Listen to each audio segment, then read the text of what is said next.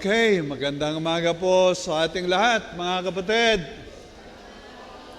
So, salamat po sa Panginoon at tayo po ay muling nasumpungan sa Kanyang tahanan upang tayo po ay sumamba at magpasalamat sa ating Panginoong Diyos.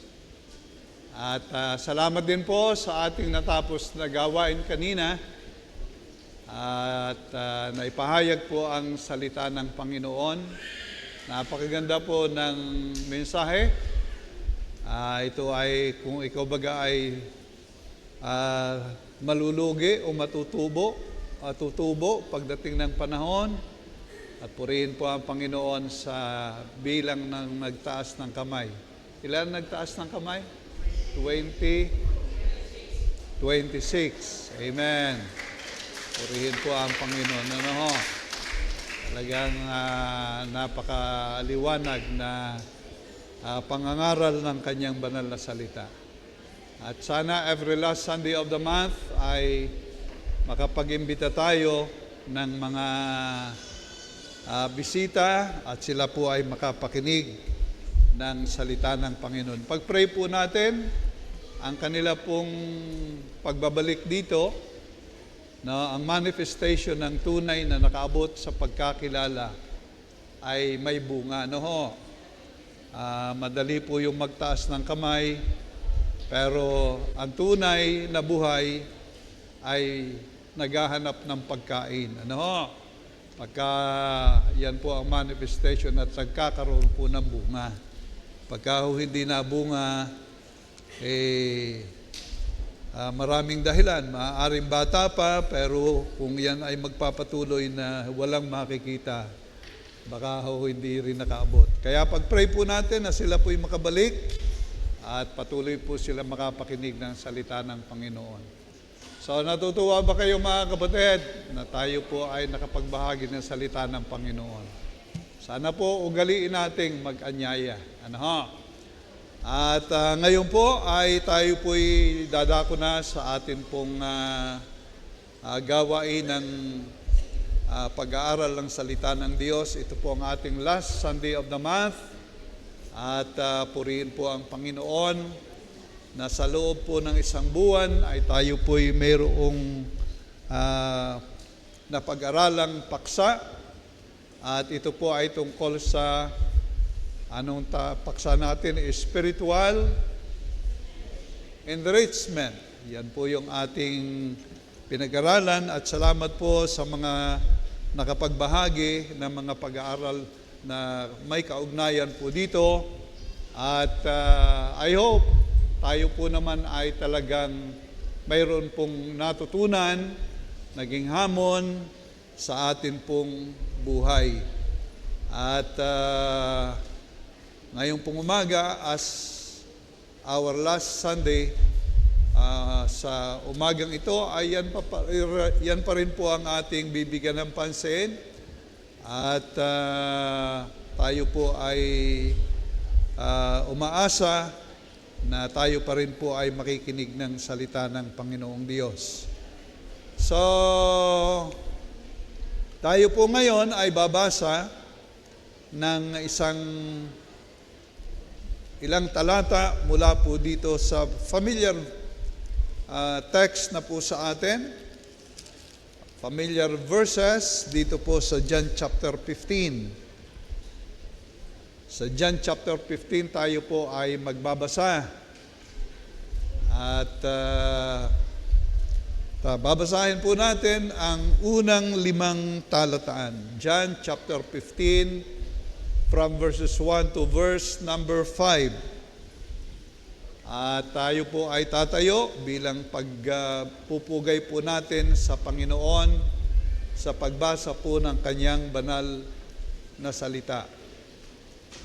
Tayo po'y manalangin, tayo po'y magbasa ng Kanyang salita. Ito po ang sabi, ito po'y salita ng ating Panginoon. Ako ang tunay na puno ng ubas at ang aking Ama ang magsasaka. Ang bawat sanga na sa akin ay hindi nagbubunga, ay inaalis niya. At ang bawat sanga na nagbubunga ay nililinis niya upang lalong magbunga. Kayo'y malilinis na sa pamagitan ng salita na sa inyo'y aking sinalita. Kayo'y manatili sa akin at ako'y sa inyo, gaya ng sanga na hindi makapagbubunga sa kaniyang sarili, maliban na nakakabit sa puno. Gayon din naman kayo, maliban na kayo'y manatili sa akin. Ako ang puno ng ubas, kayo ang mga sanga. Ang nananatili sa akin at ako'y sa kaniya ay siyang nagbubunga ng marami, sapagkat kung kayo'y hiwalay sa akin, ay wala kayong magagawa. So pagpalain po ng Panginoon ang kanyang banal na salita, tayo po ay manalangin. Mapagpala po namin Diyos, aming Ama, kami nga po ay nagpapasalamat sa iyo na sa loob ng isang buwan, kami po ay nakadako sa inyo pong bahay-sambahan. At kami nga po, O Diyos, ay nakasasamba sa iyo sa Espiritu at sa katotohanan. Salamat din po, Panginoon, na sa buwang ito ay kami po ay nakapag-aral din po naman ng isang aralin na napakahalaga po sa inyo pong mga anak. At ito nga po ay tungkol sa pagpapayaman ng aming espiritual na buhay. At ito po'y aming tunay na pinapasalamatan sapagkat napapaalalahanan nga po kami sa buhay po namin ito na kinakailangan nga po ay kami po'y lumalago, tumitibay, lumalakas sa pananampalataya sa iyo, sa paglilingkod sa iyo.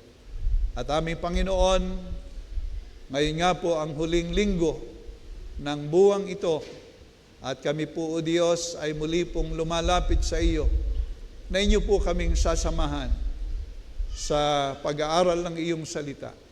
At akin pong inilalapit, Panginoon, sa iyo na ako po iyong bibigyan ng biyayang kalakasan, ng karunungan, pangunguna ng inyong Santong Espiritu. At kayo rin po naman ang tunay na kikilos sa puso ng inyong mga anak na makita po namin, O Diyos, ang aming kalagayan sa iyo, at kami nga po, O Diyos, ay lumago sa iyo. Aming Ama, ito po ay aming dalangin na may pagpapasalamat. Hinihingi po ang lahat sa dakilang pangalan ng iyong anak, ang Panginoong Jesus. Amen at amen. Tayo po ay magsiupo. So, salamat nga po sa Panginoon na tayo po ay kaniyang patuloy na ginagabayan. At sa loob nga po ng buwang ito, tayo po'y nakapag-aaral ng kanyang salita sa ating paksang pinag-aaralan. So, ngayong pong umaga ay ang atin pong bibigyang pansin ay ang paksa po natin ay ang pagtatagumpay sa hungkag na espiritual na buhay. Pagtatagumpay sa hungkag na espiritual na buhay. Alam po ba niyo ang salitang hungkag? Empty. Okay? Ang ibig sabihin po ng hungkag ay empty, walang laman. Yan. Ang pagtatagumpay sa walang lamang espiritual na buhay. Okay? Yan po ang ibig sabihin. At salamat nga po sa Panginoon na siya po ang nagbibigay sa atin ng mga pag-aaral, kamalayan, kung ano yung ating dapat na maibabahagi. At tayo po naman ay talagang nag-iisip, nagsisikap na makapagbahagi ng salita ng atin pong Panginoong Diyos, na kung saan po ay mahahamon tayo na sabi nga po ay magkaroon ng paglago sa Panginoon. Mawala po yung sinasabing emptiness ng ating spiritual na buhay, kundi tayo po mapuno ng mga bahaging may kaugnayan sa ating Panginoong Diyos. At yan po ay isang mahalagang kamalayan po sa ating buhay. At ito nga po yung ating huling linggo sa pagtalakay na ito. At nawa po ay sa ating marami ng mga naibahagi ay maging karagdagan pa rin po itong ating ibabahagi na masasabi ko po naman na hindi naman talaga bagong-bago. Ano? Kundi hamon lang po, mga paalaala lang po sa bawat isa po sa atin. So, kaya po inaasahan po natin na tayo po'y makikinig at atin pong dadamahin, uunawain ang ating mga sarili sa Panginoon. Sapagkat kung hindi po tayo makikinig at maghahangad ng bagay nito ay mahirap pong tayo ay lumago sa Panginoon. So, sana nga po kayo nandiriyan at handa pong makinig ng kanyang salita. Amen po mga kapatid? Okay, so tayo po, ang unang-una, maikli lang po ang ating mensahe ngayong umaga. Una po ay atin muna pong binibigyan ng kahulugan ang salitang hungkag na buhay espiritual. Pag sinabi po nating hungkag na buhay espiritual, ito po'y sarili kong paliwanag, no? Sabi nga po, kung yung iba'y nakakagawa ng kanilang paliwanag, hindi tayo rin po ay naglalagay ng ating paliwanag. Ayon po sa aking naintindihan, ang kahulugan po nito ay ang kawalan or kakulangan ng kaalaman sa spiritual na bagay, sa mga bagay ng Diyos at turo ng Diyos at tungkol sa mga plano ng Diyos na nagdadala sa buhay na malayo sa kalooban ng Diyos.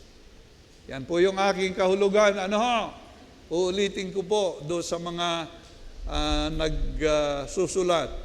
Kawalan or kakulangan ng kaalaman sa spiritual na bagay, sa mga bagay ng Diyos at turo ng Diyos at tungkol sa mga plano ng Diyos na nagdadala sa buhay na malayo sa kalooban ng Diyos. Napakaraming Diyos ang pagkabanggit natin dito. Yan po yung aking pakahulugan. At I hope ay inyo pong naunawaan ang bagay nito. Kawalan ng kaalaman sa mga bagay ng Diyos. Kawalan ng kaalaman sa mga plano ng Diyos. Kawalan ng kaalaman sa mga turo ng atin pong Panginoong Diyos.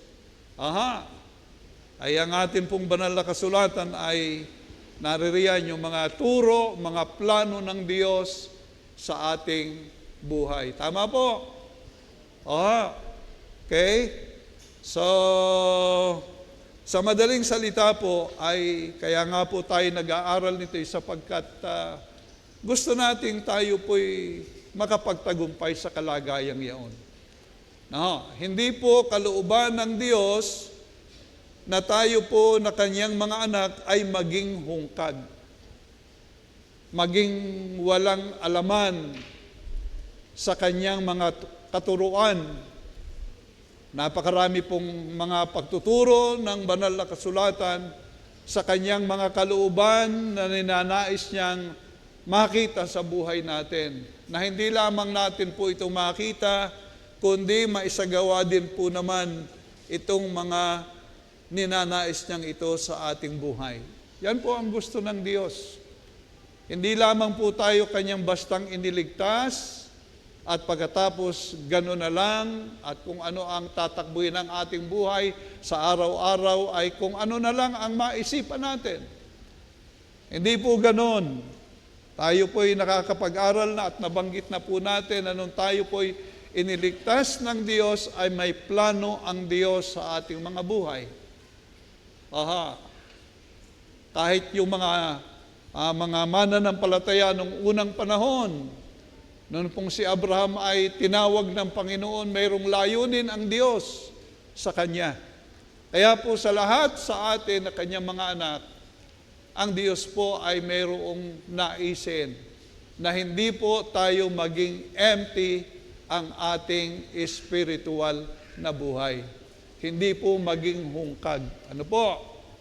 So, kung tayo po'y nabubuhay na ang inyong nalalaman lamang ay ako'y ligtas na, ako'y palangit, ako'y anak na ng Diyos, at pagkatapos yung maraming mga bagay na ipinagagawa ng Panginoon ay hindi po natin nagagawa, yan po ay dahilan sa kawalan nga po ng kamalayan marahil. Okay? Kaya po mga kapatid, ito po ay atin pong binabanggit at ipinapaunawa sa ating lahat. Katulad po ng Israel, makikita po natin dito as bayan ng Diyos.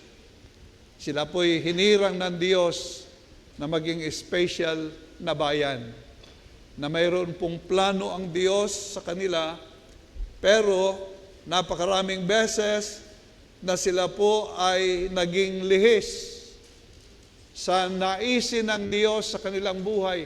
Maraming pagkakataong sila po'y lumabag sa kalooban ng ating Panginoong Diyos. Kaya nga po nagkawindang-windang ang kanilang buhay doon sa wilderness. Yung supposed to be, ilang araw bago sila makarating sa promised land? Sa inyong natatandaan? Ilang araw? 40 days. Yun lang mang po. From Egypt to Canaan, 40 days po lamang yan. 40. Okay? So, pero sila po ay nagtagal doon sa wilderness. Ilang taon sila nagtagal sa wilderness? 40 years. Every day ay naging, ano yung taon yun? Isang taon. 40 days, isang taon. Ay naging, bawat araw ay naging isang taon. Okay. 40 days, supposed to be nasa promised land, pero naging 40 years ang kanilang nilakbay doon sapagkat sila po ay hindi sumunod sa plano ng Diyos sa kanilang mga buhay. Akin po lamang iniisip na mabuti yung aking sinasabi.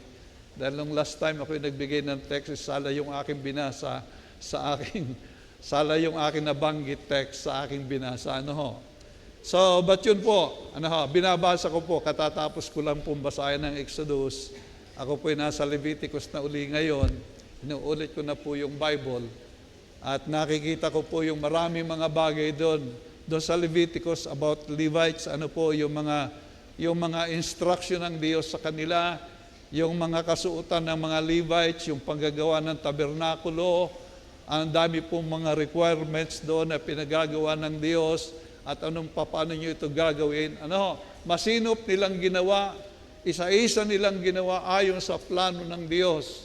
At sabi ko, grabe talaga. Ang detalye ng paggagawa, pati yung suot ng mga saserdote. Sabi ko, salamat na lamang at tayo'y nasa panahon ng bagong tipan. Dahil kung doon sa time na yun, ang hirap. Yung mga pastor, yung mga saserdote, grabe ang hirap. But praise the Lord, tayo po'y nasa panahon ng bagong tipan. But anyway, ang atin pong pinag-uusapan dito ay yung pong pagpapayaman tungkol sa mga katotohanan ng Diyos upang ang atin nga pong mga buhay na ito sa ating spiritual na buhay ay makita yung magandang plano ng Diyos sa ating buhay. Ngayon, sa atin pong pag-aaral, dito po sa ating talata ay kukunin lang po natin ang mga ilang katotohanan upang tayo nga po ay magabayan doon sa sinasabi nating pagtatagumpay. I hope every one of us has that desire to grow, maging mayaman sa spiritual na buhay. Amen po mga kapatid.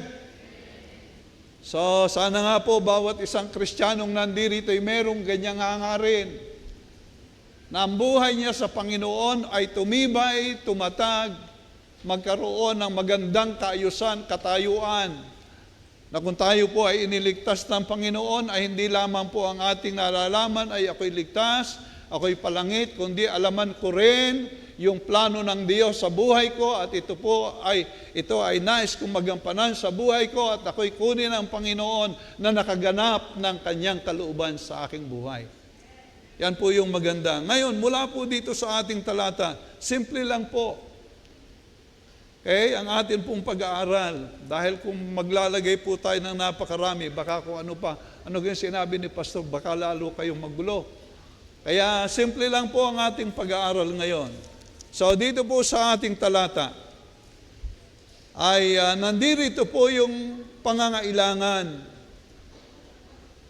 na makapagtagumpay sa sinasabi po nating hungkag na spiritual na buhay. So yan po yung isang idea na ipinakikita rito sa ating talata. Kung inyo pong papansinin, ang sabi po ng ating talata, ako ang tunay na puno ng ubas at ang aking ama ang magsasaka, ang Diyos Ama ang magsasaka. At ang sabi nga po rito, ang bawat sanga na sa akin ay hindi nagbubunga, ay inaalis niya at ang bawat sanga na nagbubunga ay nililinis niya upang lalong magbunga. Kayo'y malilinis na sa pamagitan ng salita na sa inyo'y aking sinalita. Kayo manatili sa akin at ako'y sa inyo gaya ng sanga na di makapagbubunga sa kanyang sarili, maliban ng nakakabit sa puno, gayon din naman kayo, maliban ng kayo'y manatili sa akin. Kung atin pong dadamahin, kaya ko po binasa, bagaman nabasa na natin kanina, ay upang ipaabot sa atin mula sa talatang ito, yung ating sinasabing naisin ng Diyos, na hindi tayo maging hungkag ang spiritual na buhay. Nakita ho ba nyo, nadama po ba nyo sa ating binasang talata? Nakita ho ba ninyo na nais ng Diyos na hindi hungkag ang ating spiritual na buhay? Tama po.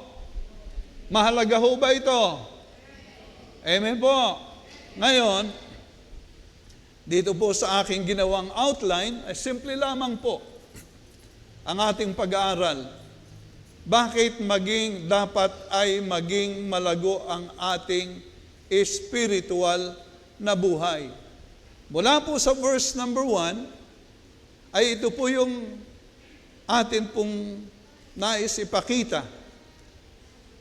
Mula sa verse number 1, ito po ang sabi, upang maging kapakipakinabang ang buhay natin ayon sa plano at kagustuhan ng Diyos. Ganun lang pong kasimple. Upang maging kapakipakinabang ang buhay ayon sa plano at kagustuhan ng Diyos. Malinaw po ang sabi ng verse number 1, ako ang tunay na puno ng ubas, ang aking ama ang magsasaka. Anong gusto ng ama, ng Diyos Ama sa buhay ng Kristiyano? Diyon nga po ang sabi, ikaw ay magbunga. Okay? So naroon po yung sinasabi, gusto ng ama bilang magsasaka na maging mabunga ang buhay ng kaniyang mga anak. Kayo gahoy nakapagtanim na ng anumang halaman o puno. Digat pagka kayo nagtanim, meron kayong ninanais. Tama? Pag yan ay inyong itinanim, dinidilig pa ninyo yan, binibisita sa araw-araw, tinitina kung matababaga o anuman, no? At kung kayo tunay na magsasaka, kung kayo lumaki sa bukid, talagang hinihintay ninyo kung kayo nagtanim ng niyog, anong inaasahan nyo? Isang araw, ito ilalago at ito magkakaroon ng mga bunga. Naalala ko po yung aming mga niyog doon sa punong bahay, sa bahay po namin sa Bicol. Nung maliit pa yun. Ganun palang kataas. Inaakyat ko. Ako na may bata pa rin, tinitingnan ko. Maya-maya may nakita na akong puso ng niyog. Nung mag-7 taon na, nakita ko pong namumunga na at ako'y natuwa na. Ngayon po'y napakataas na. Yung niyog diyang mataas, nga ganyan na rin pong katataas yung niyog doon sa amin. Yun po yung kagustuhan ng Diyos sa bawat isa sa atin. Ninihalin tulad tayo doon sa mga sanga. Na ang nais po ng Diyos sa buhay nating mga mananampalataya, hindi po yung naligtas nga po lamang, kundi tayo nga po ay gumaganap ng kalooban ng Diyos. Kaya nga po ang sabi po natin, upang maging kapaki-pakinabang ang buhay ayon sa plano at kagustuhan ng Diyos sa atin. Yan ho ba'y mahalagang kamalayan sa atin? Yes. Kaya nga po atin itong nililinaw, hindi ka lang iniligtas ng Diyos para lang maupo. Ikaw ay inabot ng Panginoong Diyos, mayroong plano sa iyo. Mayroong plano ang Diyos sa iyo. Ikaw ay magkaroon ng bunga upang ikaw ay maging kapaki-pakinabang para sa Kanya. Okay? Yan po'y malinaw na sinasabi po ng ating talata. So, I hope atin pong naiintindihan yan. Niligtas ka, iniligtas tayo ng Panginoon sa layuning ito. So, kung ikaw ay ligtas ngayon, dapat mong makitang mayroong naisin ang Diyos sa buhay mo. Kaya ako'y naglilingkod sa Panginoon. Ito ang nais ng Diyos sa buhay ko. Pero hindi lang po ako, kundi bawat isa sa atin, may naisin po ang Diyos sa buhay po natin. So yan po yung una, upang tayo po'y maging kapaki-pakinabang. Pagka sinabi pong kapaki-pakinabang, ikaw ay kapaki-pakinabang, useful. Merong napapala sa iyo.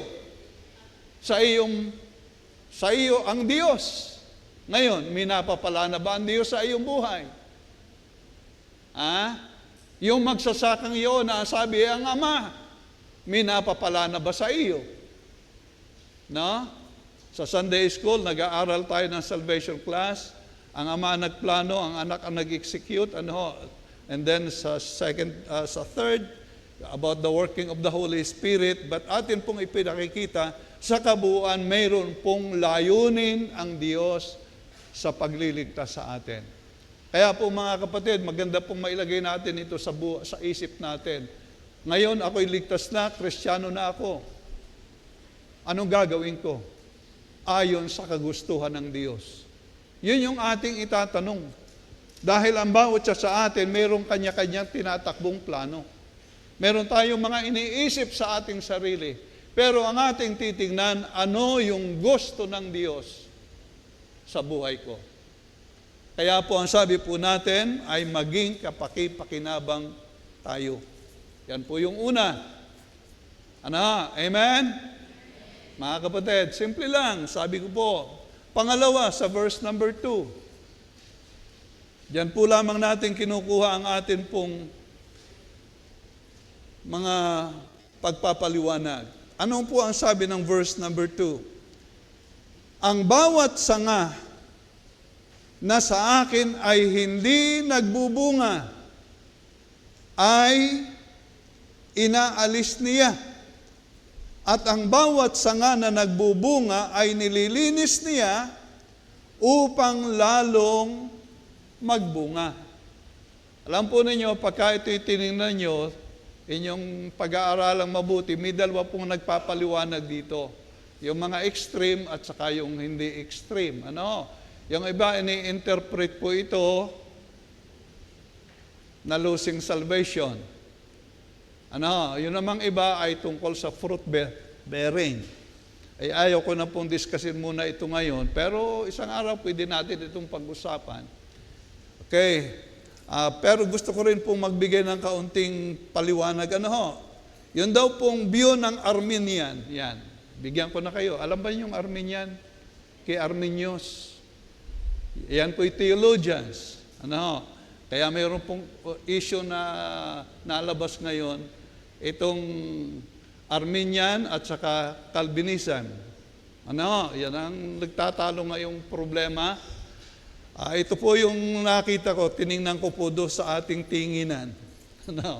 Bahala na kayo kung mag-isip kung alin yung tinitingnan natin. Sa Arminian daw po ay yung pagkawala ng kaligtasan. Pagkawala ng kaligtasan. Pagka, sabi po ron, pagka ikay hindi nagbubunga, hindi mo sinunod ang kalooban ng Diyos, ay mawawala ang kaligtasan mo. Yan po yung view na nakita natin. Yun namang isa ay, ang tinutukoy naman dito ay sinasabi pong sa mga secured ang kaligtasan, ang pagpuputol ay nangangahulugan ng palo. Hindi para mawala ang kaligtasan mo, kundi ikaw ay pinapalo. Okay? So, yan po yung isang view. Yung isa nawawala, yung isa ay pinapalo. Ngunit, ang atin pong binibigyan pansin ngayon, mula din diyan sa verse number 2 iyan, ay bakit baga kailangan yung pagtatagumpay nga po sa spiritual na buhay, na ikaw ay hindi maging hungkag. Ito po yung aking inilagay mula din po sa talatang yan. Upang maging secured ang buhay mo. Upang maging secured or ligtas ang buhay mo. Sa atin, hindi po tayo naniniwala na nawawala ang ating kaligtasan. Amen po mga kapatid? Ang aral po ng Good Shepherd ay hindi po nawawala ang kaligtasan natin. Meron po mga paliwanag, ako po'y nakinig ng video, tinignan ko po, minimisinterpret yung ating belief. Hindi po nawawala ang ating kaligtasan. Katulad po doon sa pinaniniwalaan nating tulip, yung piroon, ay pagka ikaw ikay hindi nakapagtiis, mawawala ang kaligtasan mo. Yun daw ang ating view. Hindi ho yun ganun. Ang atin pong view, sapagkat ikaw ay ligtas, ay ikaw ay magpapatuloy. Hindi ka mawawala, ikaw ay magpapatuloy.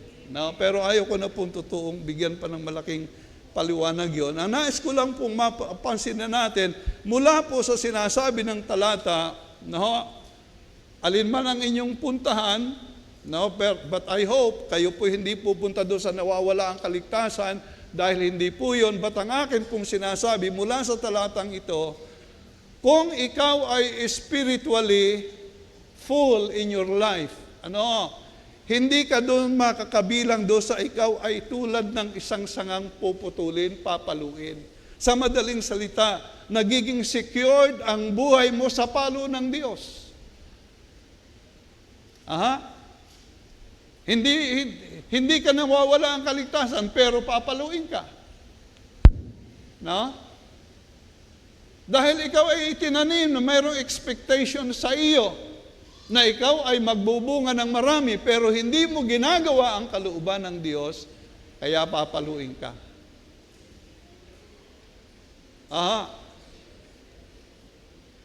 So mga kapatid, yan po yung inaasahan ng Diyos sa atin. So, salamat sa Panginoon Kanina sa Sunday School natin, sa preaching ni Brother Joven, ni Brother Angel, at didagdagan ko po ng talata doon sa John 10:28, hindi po nawawala ang kaligtasan natin. No? Pero maaari kang paluin ng Diyos pagka ikaw ay hindi nasunod sa kalooban ng Diyos sa iyong buhay.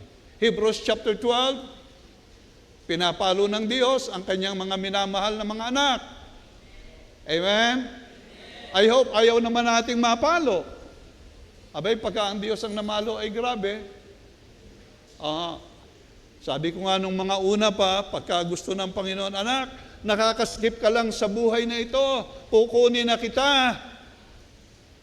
Dahil walang pakinabang sa iyo.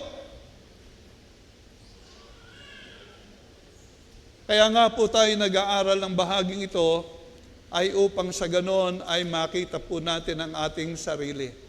So yun po yung bakit kailangan ang maging hindi tayo hungkag sa spiritual na buhay. Pangatlo, upang maging masaya ang buhay. Yan po yung number 3. Pero pagka nakikita ng isang magsasaka yung kanyang tinanim, ay nabunga, natutuwa yung magsasaka. Tama? Pero pagka walang bunga, nalulungkot yung magsasaka. Kaya po ang Diyos Ama ay malulungkot sa buhay mo, sa buhay natin, pagka walang nakikitang bunga sa iyo. Dahil ang sabi riyan, siya yung magsasaka eh. Malulungkot. Nagtanim ka ng papaya.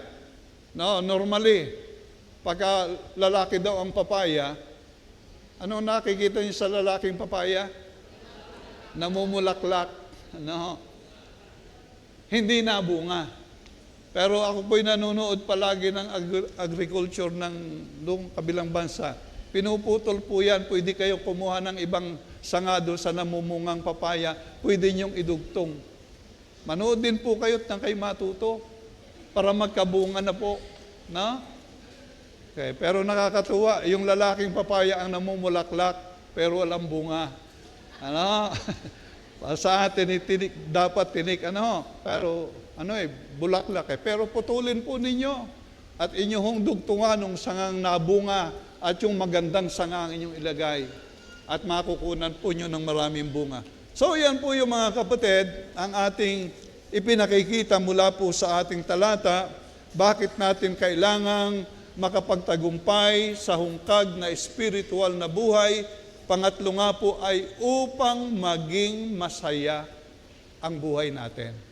Kanina po, aywan ko kung inyong naramdaman, nung meron pong nagtaas na 26 na kamay, naramdaman ho ba nyo ang galak? Amen po.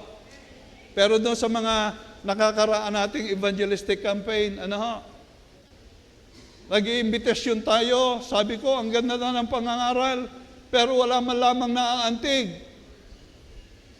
Kayo ba hindi nalulungkot? No?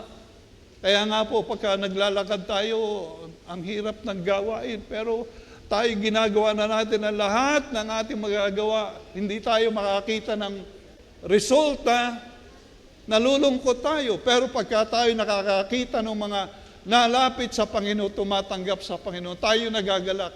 Ay ganyan din po sa Diyos Ama. Dahil ang sabi diyan, siya ang magsasaka. Siya yung farmer kumbaga.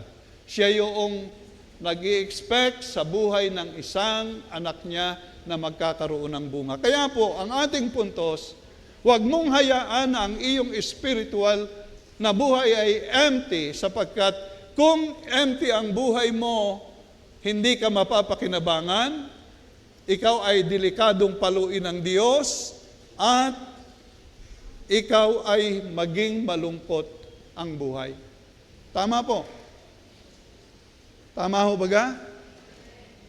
Siyempre, ini-expect mo, maganda, makakaani ka, wala namang ani. Makakakuha ka ng prutas, wala namang makuha. Kaya anong gagawin mo? Naalaala ko yung sabi nung isang nagbibiro, maasim daw yung bunga ng mangga. No?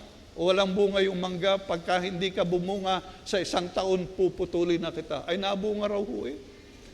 No? Ay doon nga po, nung una ako mahilig makinig sa ating alamin, si Hieronimo, ang ano po niyan, diyan daw po sa Bawan, nabanggit ko na ito sa inyo, meron din pong itong lansones, pinupuri niya yung lansones, dahil namumunga ng marami at nilalagyan niya ng, ano yung tawag doon, parang corona, yung recognizing sa punong iyan, kagaling mong mamunga, ay lalo daw pong namumunga. At pinipicturan pa niya, kita mo naman talaga mabunga nga, pero aywan ko kung nakapagpabunga nga doon, ay doon sa kanyang isinakbet.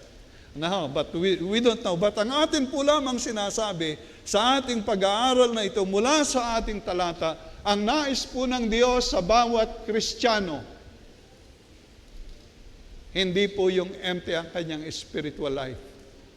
Dahil kung empty ang iyong spiritual life, wala kang nakikitang maganda sa Diyos, wala kang nakikitang magandang tungkol sa mga gawain ng Diyos, at basta ka lang mabubuhay sa iyong sarili na walang silbi. Amen po? Okay, so yan po yung ating ipinakikita rito. Kaya po kailangan, mga kapatid, kailangan ang maging hindi tayo hungkag sa bahaging espiritual. Mga kabataan, huwag tayong maging hungkag sa bagay ng Diyos. Kanina po, kung inyong i-connect yung preaching sa ating evangelistic, yung sabi ni Solomon, kahit na ito'y maging iyo, dahil spiritual na buhay, ang pinag-uusapan kanina, kung ang iyo lang ay yung mga material things, yung tulad ni Solomon, at wala ka nung spiritual, hungkag ang buhay mong spiritual. Tama po? Okay? Kaya po ito'y ating binabanggit. Now, so yan po yung pangangailangan. At sa pangatlo, 3 puntos lang po naman natin. Ang pamamaraan sa pagtatagumpay sa hungkag na espiritual na buhay. Okay? At least naririyan na rin po sa talata. Ang pamamaraan sa pagtatagumpay sa hungkag na espiritual na buhay. Okay. So, I hope nakikita na niyo sa talata po natin. So, gusto po nating magtagumpay, mga kapatid. Tama po. Ano ba yung paraan? Ang sabi po dito sa ating talata, diyan lang po tayo. Sabi ko nga sa inyo, hindi na ako gagamit ng maraming talata para hindi na tayo malito. Ano ba yung sabi doon sa talatang iyon? Diyan po sa verses 1 and 2 ang una nating puntos. Okay? Ulitin nating basahin. Ako ang tunay na puno ng ubas, ang aking ama ang magsasaka. Ang bawat sanga na sa akin ay hindi nagbubunga, ay inaalis niya, at ang bawat sanga na sa akin ay nagbubunga, ay nililinis niya upang lalong magbunga. Ano po yung nakikita po natin mula sa talatang ito? Saan nagmumula ang tagumpay? Ang sabi po rito, I am the vine, and my Father is the husbandman, and ye are the branches. Ito po yung una nating puntos. Dapat po natin makita ang paraan ay yung atin pong makilala ang pinagmumulan nito ng tagumpay na buhay. Makita po natin ang pinagmumulan nito. Okay? Ito ay sa pangangalaga ng ama na husbandman. Yan ang una. Siya po yung kumbaga sa magsasaka, siya yung nagtatanim. Siya nag-aayos, sa puno, at gayon din sa mga sanga nito. Yan po ang trabaho ng magsasaka. Ang tatay ko, ako, kasama sa pagsasaka. Naghasik. Yan po'y sinusungal. Alam ganyo sinusungal? Nagtanim kayo ng palay. Pagkatapos po, yung palay na yan, meron niyang, alam mo nyo, iba pang salita, tudling. Alam nyo, tudling. Okay. May tudling, doon itinatanim yung butil o palay, at pagkatapos, pag sinungal, yung pag-itang yan, dini naman babanatan ng araro para tumabon din sa punong are. Kung yan man na mais o palay, para magkaroon ng pataba. Ang gumagawa po niyan ay yung magsasaka. Ang puntos ko po, mga kapatid, ang ating Panginoong Diyos ay nagtuturo sa atin bilang pag-aararo. Sinasabi sa atin at dapat ay ating kinikilala yung pangungunang ayon ng Diyos sa buhay natin. Wala kang magagawa. Sabi nga po ng ating talata, maya-maya po natin babasahin. Yan po yung ginagawa ng magsasaka. Siya po yung nagbibigay ng pataba sa puno, at siya rin po yung naglilinis ng mga bagay na ito. Okay? Yan po'y gawa ng Diyos Ama. At salamat po na mayroong pagtuturo ang banal na kasulatan doon sa John, Proverbs 14 verse 12. Ano sabi ron? Sino nakakatanda? There's a way which seemeth right unto a man, but the end thereof is death. Merong daan na tila matuwid sa tao, pero ang dulo noon ay kamatayan. Pero kung yun pong sa amang mga pangunguna, pagtuturo ang iyong susundin, nanduroon yung protection sa iyo. Okay? So, kaya po dapat nating makita ang bahaging iyon. Hindi sa pamamaraan natin ang ating tagumpay, kundi sa pamamaraan po ng ating Panginoong Diyos. Okay? Sa pamamaraan ng ating Panginoong Diyos. Siya po yung husbandman. Okay? So, again, binabanggit natin ang Israel. Naging masalimot ang buhay. Tingnan po ninyo. Judges chapter 2, verses 11 to 15. Chapter 2, 11 to 15. Sabi po ng talata,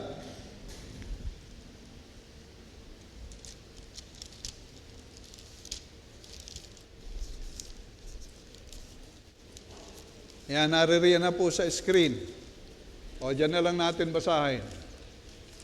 Sabi po ng talata, at ginawa ng mga anak ni Israel ang masama sa paningin ng Panginoon, at naglingkod sa mga Baal, at kanilang pinabayaan ang Panginoon, ang Diyos ng kanilang mga magulang, na naglabas sa kanila sa lupain ng Ehipto, at sumunod sa ibang mga Diyos, sa mga Diyos ng mga bayan na nasa palibot nila, at sila yumukod sa mga yaon, at kanilang minungkahi ang Panginoon sa galit, at kanilang pinabayaan ang Panginoon, at naglingkod kay Baal at kay Astaroth.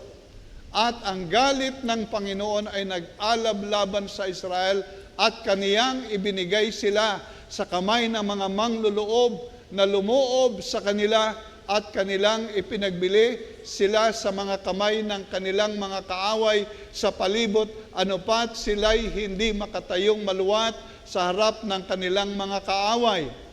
Saan man sila yumaon, ang kamay ng Panginoon ay laban sa kanila sa ikasasama nila, gaya ng sinalita ng Panginoon at gaya ng isinumpa sa kanila ng Panginoon. So makikita po natin ang Israel. Napakarami pa pong makikita natin dito na mga talata sa Bible. Ang aklat po ng Judges, inyo pong basahin. Ang daming mga katiwaliang ginawa ang Israel, at ang dami po naman nilang kaparusang tinanggap sa Diyos. Kaya po mga kapatid, yun pong pinag-uusapan po natin dito, dapat po natin kinikilala ang Diyos sa buhay po natin. Kaya nga po ang sabi po ng Proverbs 3:5, trust in the Lord with all thine heart and lean not unto thine own understanding. In all your ways acknowledge Him, and He shall direct thy path. Yan din po yung kay Aaron na lesson last Wednesday, Psalms 1, verses 1 to 3.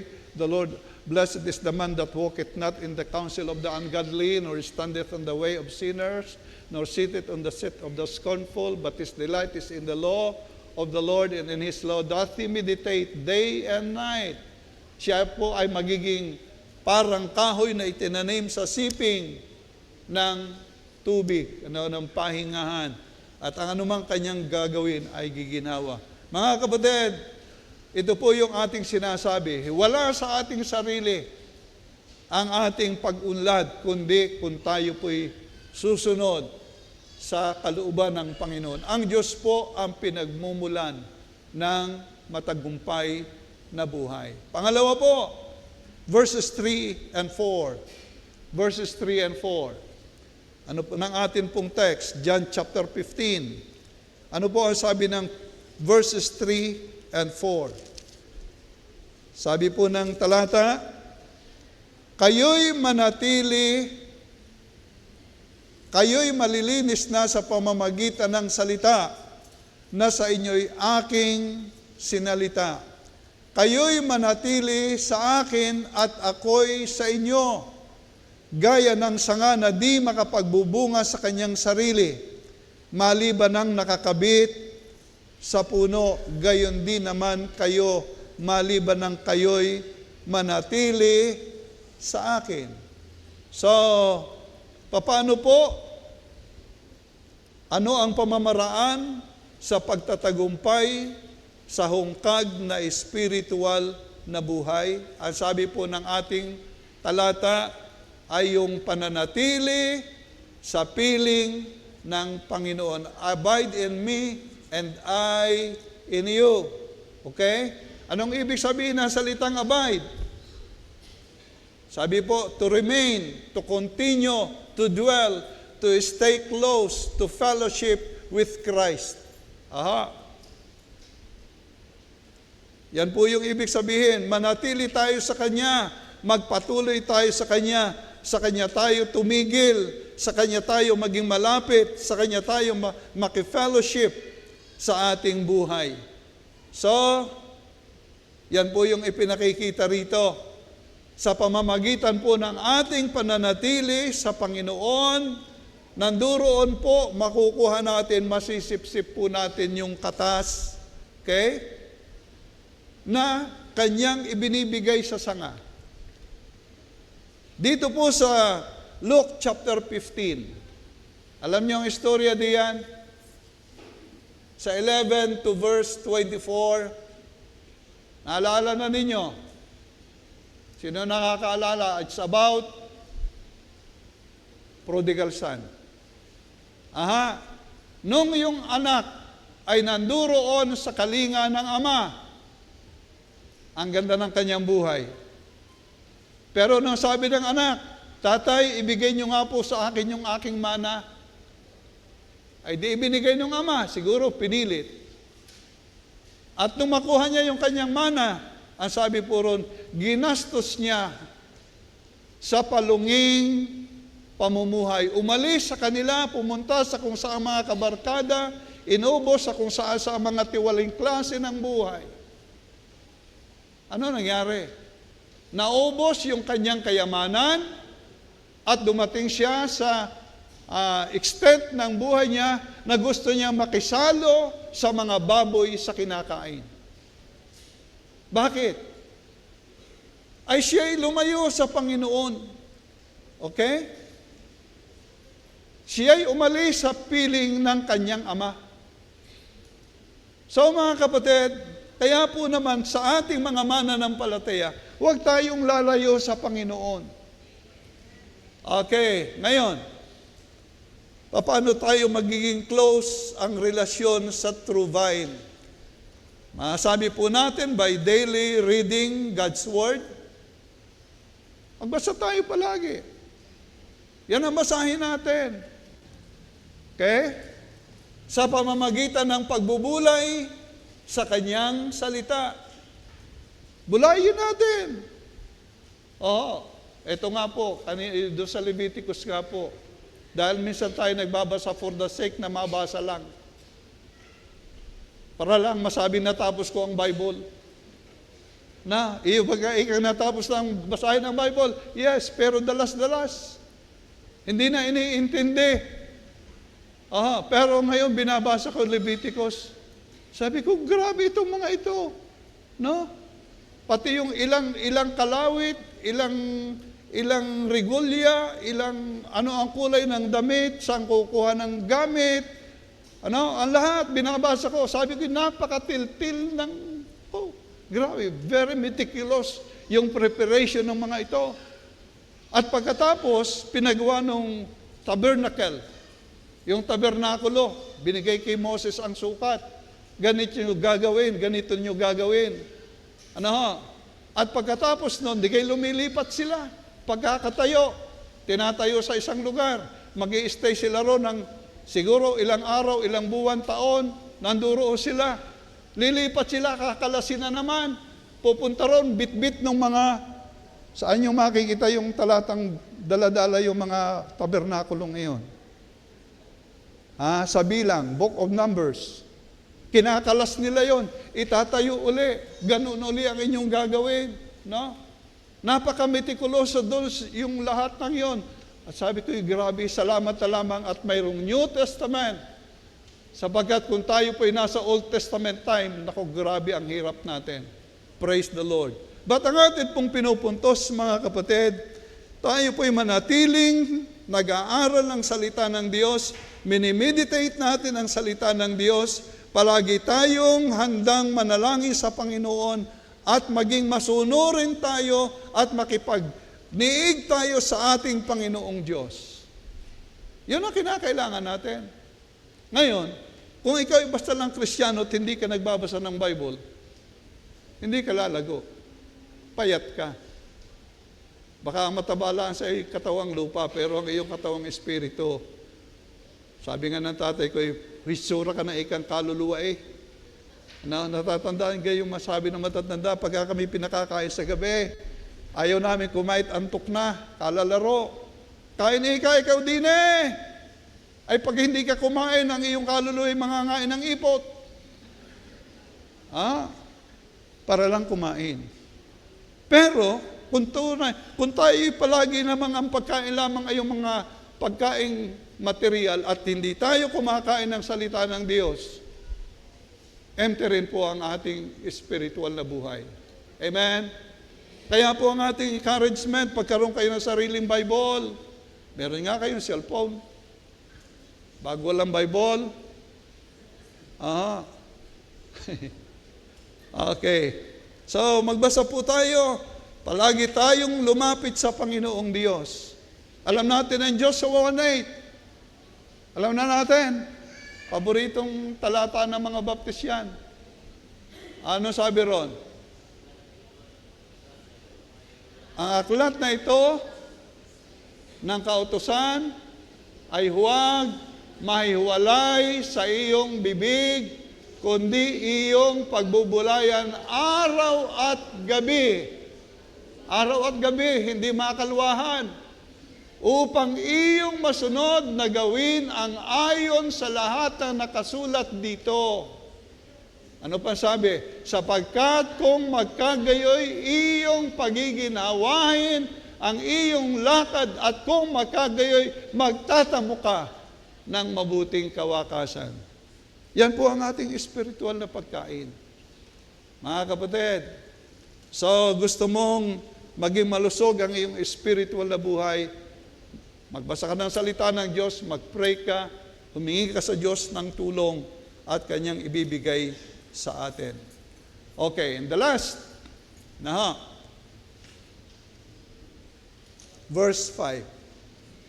Ano po ang sabi niyan? John 15 verse 5. Ako ang puno ng ubas. Kayo ang mga sanga. Ang nananatili sa akin at ako'y sa kanya ay siyang nagbubunga ng marami, sapagkat kung kayo'y hiwalay sa akin, ay wala kayong magagawa. Okay, number 3 po. Mula sa talatang yan, sa pangungusap na yan ay pag-aayos ng buhay sa pamamagitan ng ganap na pagkilala at pagtitiwala sa Diyos. Pag-aayos ng buhay sa pamamagitan ng ganap na pagkilala at pagtitiwala sa akin. Kinuha po natin doon sa salitang, manatili kayo sa akin. Minsan, pagka tayo ay napapagod na, natakbo na tayo ng ating direksyon eh. Sa halip na tayo patuloy na magtiwala at umasa sa Panginoon. Lord, bakit ganito nangyayari sa buhay ko? Tatakbo ka na ng lakad mo.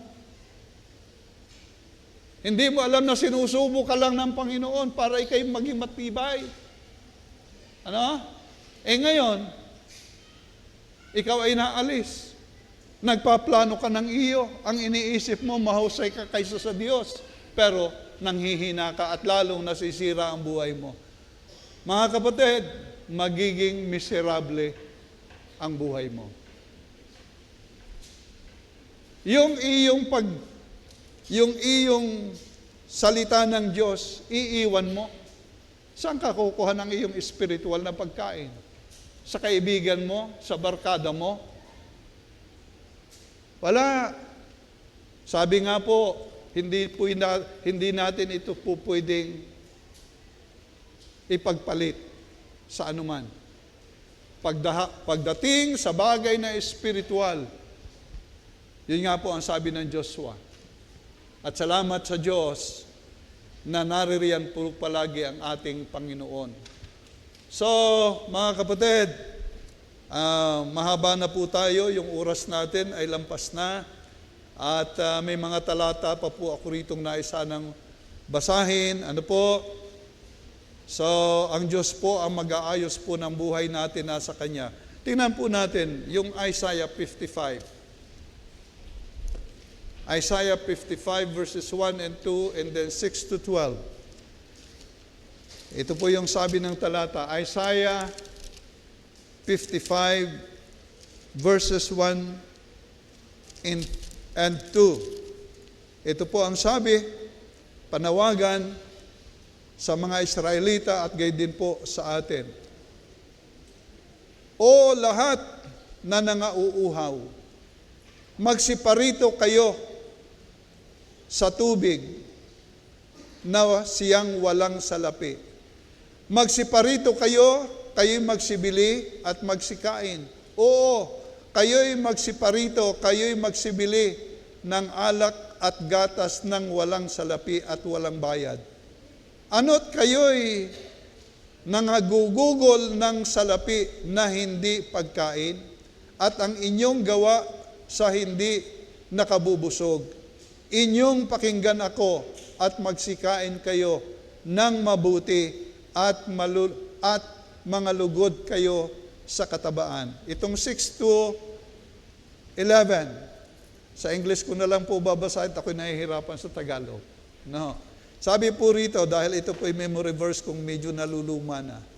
Sabi po rito, seek ye the Lord while He may be found. Call ye upon Him while He is near.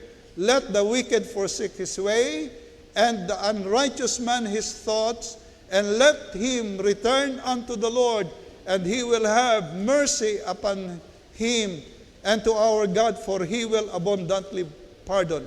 For my thoughts are not your thoughts, neither are your ways my ways, saith the Lord.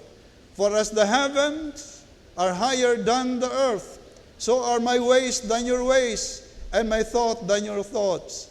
For as the rain cometh down, and the snow from heaven, and returneth not thither, but watereth the earth, and maketh it bring forth and bud, that it may give seed to the sower and bread to the eater, so shall my word be that goeth forth out of my mouth. It shall not return unto me void.